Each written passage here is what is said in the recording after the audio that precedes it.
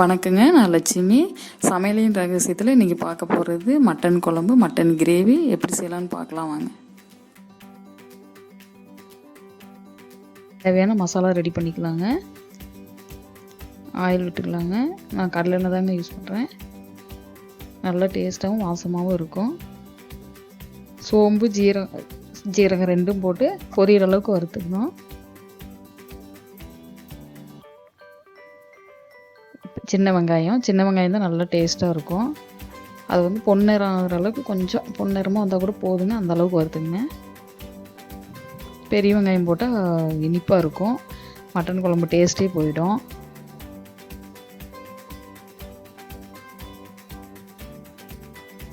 இது கருவேப்பிலை போடுங்க. அது பச்சை கருவேப்பிலை நல்லா வாசமாக இருக்கும். அது ஃப்ரெஷ்ஷாக போட்டோம்னா மட்டன் குழம்புக்கு அவ்வளோ வாசமாக இருக்குங்க. அதையும் போட்டு நல்லா கொஞ்சம் வதக்கிங்க. கொஞ்சம் நேரம் ஒரு 2 நிமிஷம் 3 நிமிஷம் வதக்கினீங்கன்னா போதும். கொஞ்சம் அப்படியே பொன்னிறமாக வந்தால் போதுங்க. அதை எடுத்து ஆறின உடனே ஒரு மிக்ஸி ஜாரில் மாற்றிக்கணும்.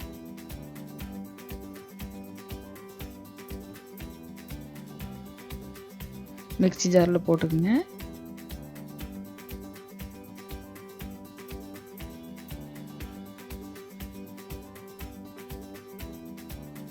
அதில் வந்து வீட்டில் அரைச்ச மிளகாத்தூளுங்க. இது நான் வந்து ஒரு 5 ஸ்பூன் போட போகிறேன். இது வந்து எப்படி அரைக்கிறதுன்னு சொல்லிட்டு நான் இன்னொரு வீடியோவில் சொல்கிறேங்க. இது இல்லைனாக்கா நீங்கள் வந்து மட்டன் மசாலாவும் அது கொத்தமல்லி தூள் 2 சேர்த்து வேணால் அரைச்சிக்கிங்க, நல்லாயிருக்கும். இப்போது தேங்காய் அரைச்சிக்கலாங்க. தேங்காய் வந்து ரொம்ப எடுத்துக்கொண்டா கொஞ்சமாக போதும். அதில் கொஞ்சம் பொட்டுக்கடலை வந்து கொஞ்சம் திக்னஸ் தரதுக்கோசரம் அந்த பொட்டுக்கடலை. இப்போது மட்டன் குழம்பு எப்படி செய்யலான்னு பார்க்கலாங்க. இப்போ கடலெண்ணெய் விட்டுக்குங்க. கடலெண்ணெய் ஒரு 2-3 ஸ்பூன் 4 ஸ்பூன் கூட விடுங்க, நல்லாயிருக்கும் வாசம். கொஞ்சம் கம்மியாக விட்டால் அந்த டேஸ்ட் கம்மியான மாதிரி இருக்கும். இப்போ பட்டை, கிராம்பு, அன்னாச்சி மொட்டு இதெல்லாம் போட்டுக்குங்க. போட்டு கொஞ்சம் அப்படியே வறுத்து விடுங்க. ரொம்ப இது பண்ணி கொஞ்சம் லைட்டாக பொரிஞ்சாவே போதும். லேசாக அப்படியே கிளறி விட்டுக்கிட்டே இருங்க. நான் வந்து ஏலக்காய் மிளகாத்தூளில் போட்டுருக்கனால இதில் போடல. கருவேப்பிலை போடுங்க, நல்லா ஃப்ரெஷ்ஷான கருவேப்பிலை, நல்லா வாசமாக இருக்கும். அதை போட்டு பொரிஞ்ச உடனே சின்னதாக ஒரு தக்காளி போட்டுங்க. 1 கிலோ மட்டனுக்கு ஒரு தக்காளி போட்டுக்குங்க, கரெக்டாக இருக்கும். இல்லைன்னா தக்காளி வாசம் அடிக்கும். அதை அப்படி லைட்டாக அப்படியே வறுத்துக்கிட்டே இருங்க.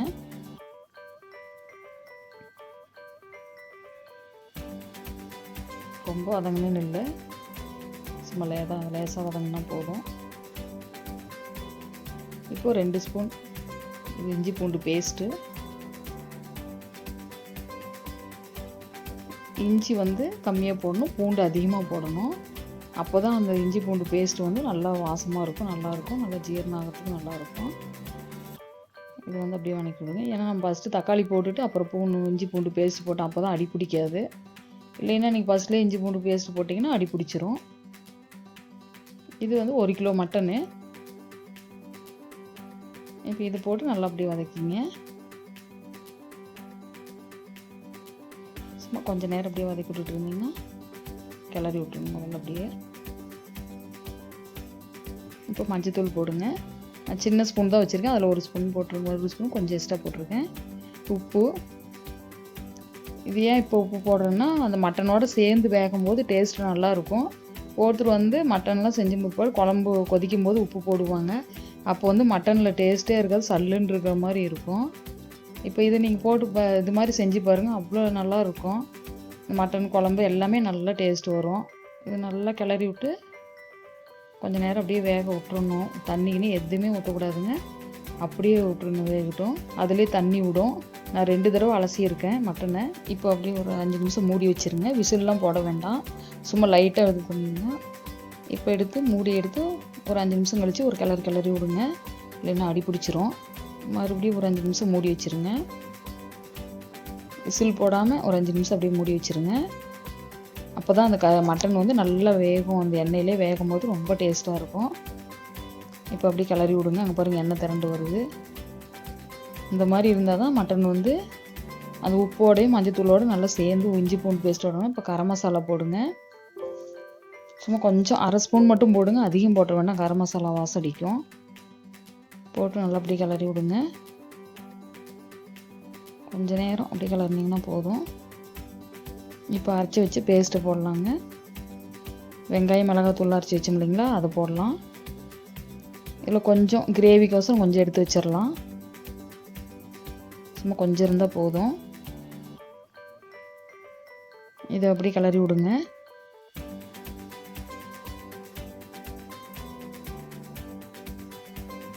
உங்களுக்கு குழம்புக்கு எவ்வளோ தேவையோ அவ்வளோ தண்ணி ஊற்றிக்கிங்க.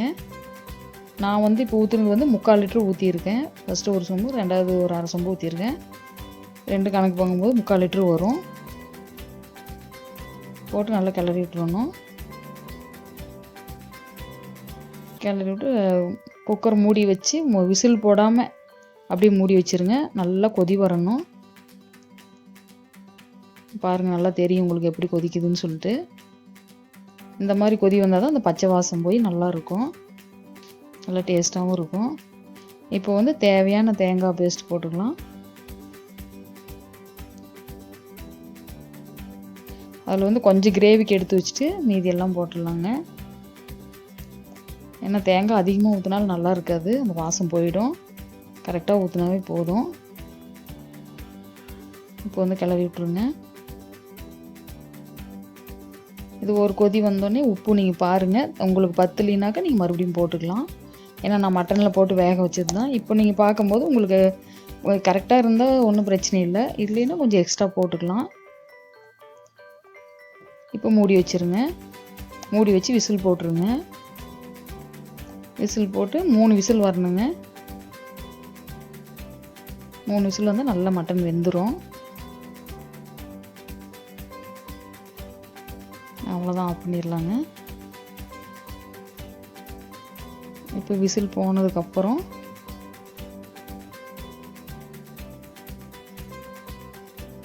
இப்போ கடலை எண்ணெய் விட்டுக்குங்க. கடலை எண்ணெய் தான் ரொம்ப நல்லாயிருக்கும். அது செக்கில் ஆட்டின எண்ணெய். இது இரும்பு சட்டியில் செஞ்சால் ரொம்ப நல்லா இருக்குங்க. கொஞ்சம் சூடு ஏறட்டுங்க. இப்போ வந்து பட்டை, கிராம்பு, பிரியாணி இலை இதெல்லாம் போட்டு லைட்டாக அப்படியே வதக்கி விட்ருங்க. நல்லா பொரிஞ்சு வந்தால் போதும், ரொம்ப கருகிற போகுது. இப்போ கருவேப்பிலை போட்டுருங்க.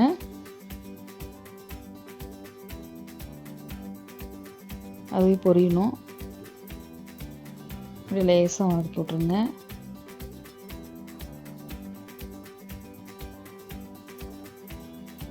இப்போ சின்ன வெங்காயம், இதுக்கு நான் கிரேவிக்கு சின்ன வெங்காயம் தான் எடுத்திருக்கேன். அது ரொம்ப நல்லாயிருக்கும். சின்ன வெங்காயம் போடுங்க. பெரிய வெங்காயம் போட்டால் இனிச்ச மாதிரி இருக்கும். உங்களுக்கு பார்த்தாவே நல்ல டேஸ்ட்டு தெரியும், பெரிய வெங்காயத்துக்கு சின்ன வெங்காயத்துக்கும். இப்போ வந்து பச்சை மிளகாய் 2 எடுத்துருக்கேன். இந்த பச்சை மிளகாய் வாசம் நல்லாயிருக்கும். அதையும் போட்டு அப்படியே வதக்கி விட்ருங்க.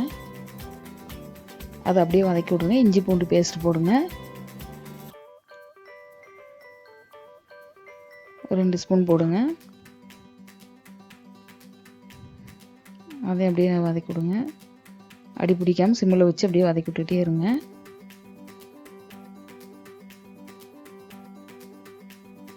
சின்னதாக ஒரு தக்காளி எடுத்து கட் பண்ணி வச்சுருக்கேன். அந்த தக்காளி 1 கிலோ மட்டனுக்கு அந்த ஒரு தக்காளி போதுங்க வதக்கிறதுக்கு. ரொம்ப போட்டிங்கன்னா தக்காளி வாசம் இருக்கும், நல்லா இருக்காது. அதை அப்படியே பொன்னிறமாக வதக்கிங்க. சிம்மில் வச்சிங்க. ஹையில் வச்சிங்கனாக்கா ரொம்ப அப்படியே இதாகிடும். இப்போ அதுக்கு தேவையான உப்பு போட்டுக்குங்க. அப்போ தான் வெங்காயம் தக்காளி நல்லா வதங்கும், சீக்கிரம் வதங்கிடும். அதனால் நான் உப்பு ஒரு அரை ஸ்பூன் போட்டிருக்கேன். அதை நல்லா வதக்கிக்குங்க. புதினா கொத்தமல்லி போட்டுக்குங்க. நல்லா வாசமாக இருக்கும். இந்த டைமில் வதக்கினா தான் நல்லா வாசமாக இருக்கும். அதையும் போட்டு நல்லா வதக்கி விட்ருங்க. சிம்மிலே வச்சு வதக்குங்க. கரம் மசாலா அரை ஸ்பூன் மட்டும் போட்டிருக்கேன், அதிகம் வேண்டாம். அதையும் நல்லா போட்டு வதக்கிடுங்க. இப்போ நம்ம எடுத்து வச்சோம் இல்லைங்களா, அந்த பேஸ்ட்டு போட்டுருங்க.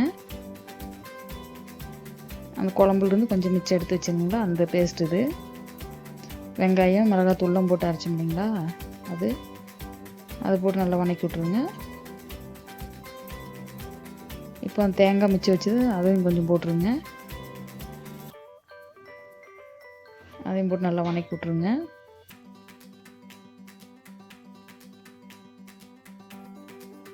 தேங்காய் வந்து சின்ன சின்னதாக கீறி வச்சுக்கோங்க. அது ரொம்ப ரொம்ப நல்லாயிருக்கும். எங்கள் ஆயெல்லாம் அந்த மாதிரி செய்வாங்க. அந்த தேங்காயை வந்து நல்லா போட்டு வதக்கிடுங்க. அது அரைக்காயாக இருக்கணும். அரைக்காயாக இருந்துச்சுன்னா ரொம்ப நல்லாயிருக்கும். கரெக்டாக அந்த மட்டன் சாப்பிடும்போது வாயில் தம்பிடும்போது ரொம்ப நல்லாயிருக்கும்.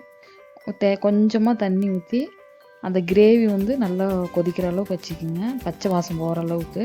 இப்போ அந்த மட்டனில் இருந்த குழம்புல இருந்த கறியை எடுத்து இப்போ அதில் போட்டுக்கணுங்க. அந்த மசாலாவில் போட்டு நல்லா வதக்கணும். குழம்பு வடிகட்டிட்டு அந்த கறியை மட்டும் இதில் போட்டுறணும். நல்லா வதக்கணும். அந்த கிரேவி மட்டன் எல்லாம் ஒன்று சேர்கிற அளவுக்கு நல்லா வதக்கணும். அப்போ தான் நல்லாயிருக்கும். இல்லைன்னா அடி பிடிச்சிரும். இப்போ மட்டன் குழம்பு இருக்குது இல்லைங்களா, அதில் வந்து ஒரு 3 கரண்டி ஊற்றுங்க. ரொம்ப ரொம்ப டேஸ்ட்டாக இருக்கும். இப்போ அப்படியே கிளறி விடுங்க. நல்லா கிளறி விடுங்க.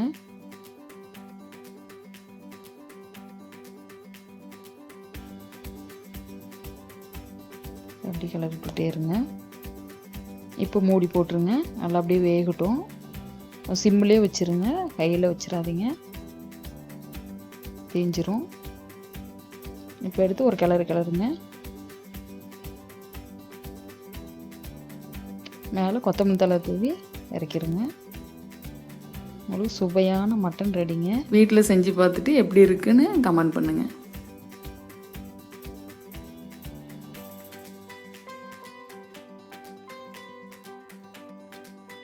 லைக் பண்ணுங்கள், ஷேர் பண்ணுங்கள், சப்ஸ்கிரைப் பண்ணுங்கள்.